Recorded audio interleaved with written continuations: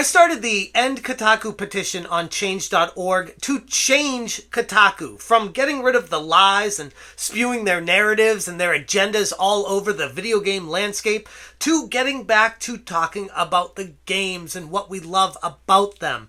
Maybe I need to tone down my expectations from that. Instead of just saying End Kotaku, maybe we can say, like, can we go one day without someone at Kotaku saying or doing something so stupid that you just can't with them?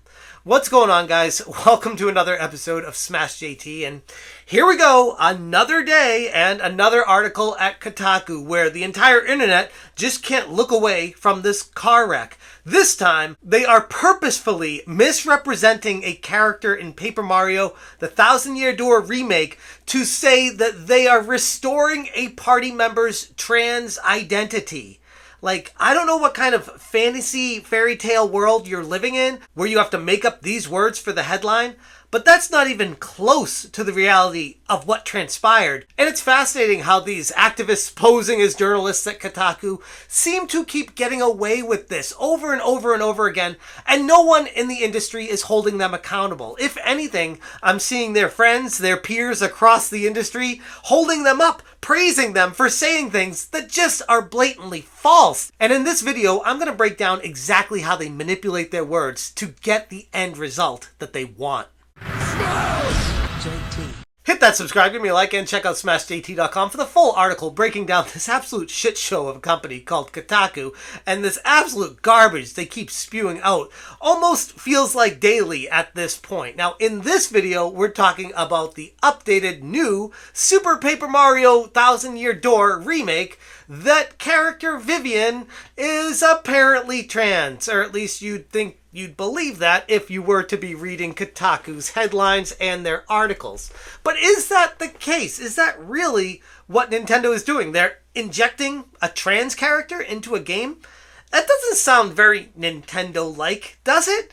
I mean, maybe they just kind of slipped it through the cracks and it got through. Maybe it was. Is that what happened? No, I think we all know a little bit better. What transpired here goes a lot deeper. Oh, Kotaku, you've once again found yourself in some hot water for misrepresenting the full story. This time, shockingly, not written by good friend of the channel, Alyssa Mercante. A new challenger has entered the ring, Kenneth Shepard, and this latest controversy surrounds his article claiming that the Paper Mario The Thousand Year Door remake restores a party member's trans identity. According to Shepard, Vivian's transgender identity was removed in the English localization of the original GameCube release, and is now being restored because Nintendo is getting caught up with the times, and this is so important for society to push a trans agenda. That's what Nintendo is doing here, right? Let's talk about the reality of the situation. Vivian is a beloved character from Paper Mario The Thousand Year Door and is a member of the Shadow Sirens. In the Japanese version of the game, Vivian is depicted as a crossdresser or femboy. The character's gender is a point of minor discussion among other characters, but he is never explicitly described as transgender. In fact, looking at the original Japanese verbiage and the translation of it says, a former member of the Shadow Trio. He may look like a girl, but he's actually a boy. Last time I checked, someone who is actually a boy is not transgender.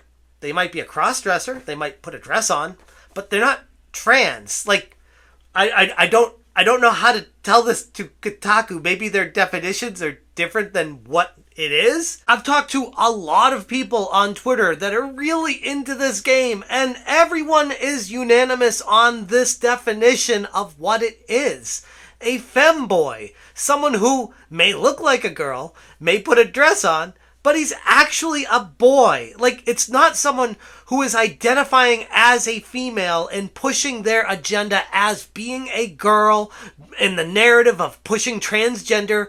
That's not anything to do with what Paper Mario The Thousand Year Door's Vivian character is. This is like a label that Kotaku is trying so hard to put on them, in order to progress their agenda. They want to encourage trans people and transgenderism and make this like it's a normal thing that people should be aspiring to because it's totally acceptable in society. And we need to push this agenda as hard as we can here at Kotaku. It's what we do 24 hours a day, 7 days a week. The official translation aligns more with the concept of cross-dressing or being a femboy rather than being transgender. This distinction is important. While both cross-dressing and being transgender involve gender identity, they are not the same thing. Cross-dressing typically involves wearing clothes traditionally associated with the opposite gender, while being transgender involves identifying as a gender different from the one assigned at birth.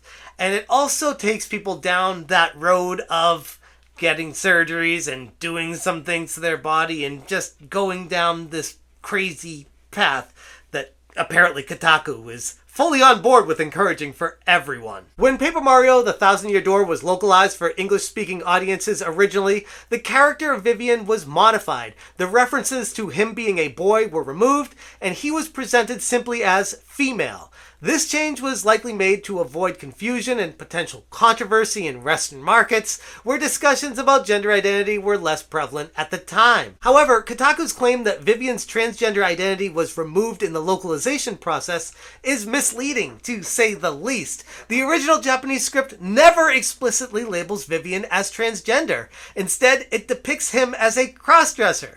A subtle but significant difference that Kotaku is taking and running as far as they can with here, because anytime anything like this comes up anywhere in gaming, they have to expose it, blow it up, and make a mountain out of it because holy shit, it's such a big deal to them. But here's the issue of misrepresentation. It has inaccurate representation for the character. By stating that Vivian was transgender in the original Japanese version, Kotaku misrepresents the character's true nature. This can lead to misinformation and misunderstanding among gamers, particularly those who may not be familiar with the nuances of gender identity in Japanese culture versus Western culture. And let me show you a quick little diagram that I saw Grum's retweet on Twitter here that basically explains exactly what the problem is. Japan has a number different of cultural identities to display: cross-dressing, otokonoko, new half, okama, gender bender.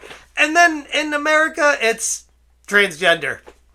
And that's it. They don't want to try to decipher what's different between these things because they want to push the agenda of transgenderism to everyone. Personally, this kind of drives me crazy because putting Mario holding that flag is flying directly in the face of anything Nintendo would ever want their mascot ever holding. This is not something that Nintendo cares to even dive into, and Kotaku is taking it on themselves to put this image in everyone's brain, to implant it like this is what the case is, because they are a news outlet, an organization that you are supposed to trust and believe in, and if they post this as their main headline picture, then that must be that Nintendo approves it. There's other problems with the misrepresentation. It's a sensitive topic. I mean, gender identity is a deeply personal and sensitive topic for a lot of people. Misrepresenting characters in this context can contribute to broader societal misunderstandings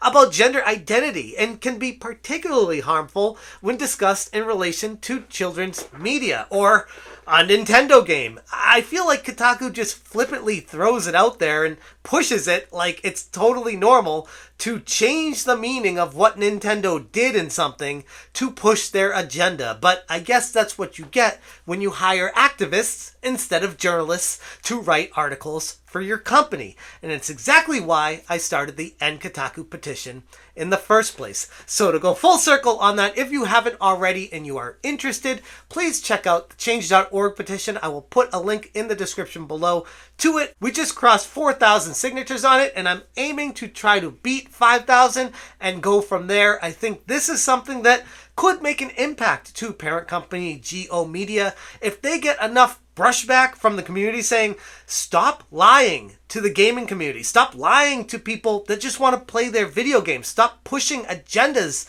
and propaganda on people because you have a narrative that you're trying to fulfill. And instead, get back to what you were created for in the first place. I'm going to leave it there. Thank you guys so much for watching, and as always, you stay smashing. Smash, change,